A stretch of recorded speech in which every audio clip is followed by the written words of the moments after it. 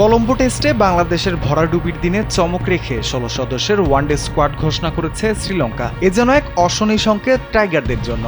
দলকে শক্তিশালী করতে ফিরেছেন উইকেট কিপার ব্যাটার সাদিরা সামাবিক্রমা ও পেসার দিলশান মাদুস্কা। দুজনেই গত বছর নিউজিল্যান্ডের বিপক্ষে শেষ ওয়ানডে খেলেছিলেন। চারিত আসালাঙ্কার নেতৃত্বাধীন ১৬ সদস্যের দলটিতে নতুন মুখ বোলিং অলরাউন্ডার মিলান রত্নায়েকে।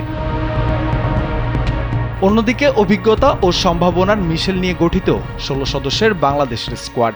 মিরাজের নেতৃত্বে নতুন ওয়ানডে অধ্যায় শুরু করবে বাংলাদেশ। ব্যাটিংয়ে তামিম, লিটন, শান্ত, হৃদয়দের সঙ্গে রয়েছেন ইমন ও জাকের আলী। অলরাউন্ড প্যাকেজ হিসেবে আছেন মিরাজ নিজেই, আর সঙ্গে রয়েছেন শামীম পাটোয়ারি ও রিশাদ হোসাইন। বোলিং আক্রমণে ফিরেছেন তাসকিন আহমেদ। আর দলের নিয়মিত পেসার মোস্তাফিজুর রহমান, হাসান মাহমুদ, তানজিম সাকিব, নাহিদ রানাদের সঙ্গে রয়েছেন স্পিনার তানভীর ইসলাম।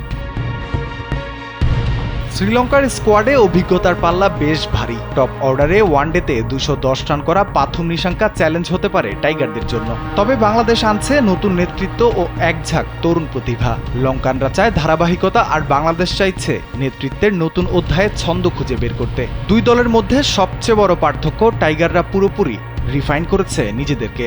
নতুন অধিনায়ক, নতুন কম্বিনেশন, নতুন মনোভাব। এই সিরিজ কি হবে মিরাজের নেতৃত্ব গুণের প্রথম ফলাফল পরীক্ষা, নাকি নিজেদের ঘরের মাঠে ছন্দ ধরে রাখবে লঙ্কানরা?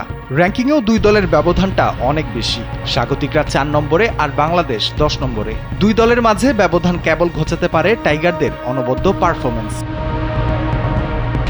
রাফিউল ইসলাম রাতুল, কালবেলা।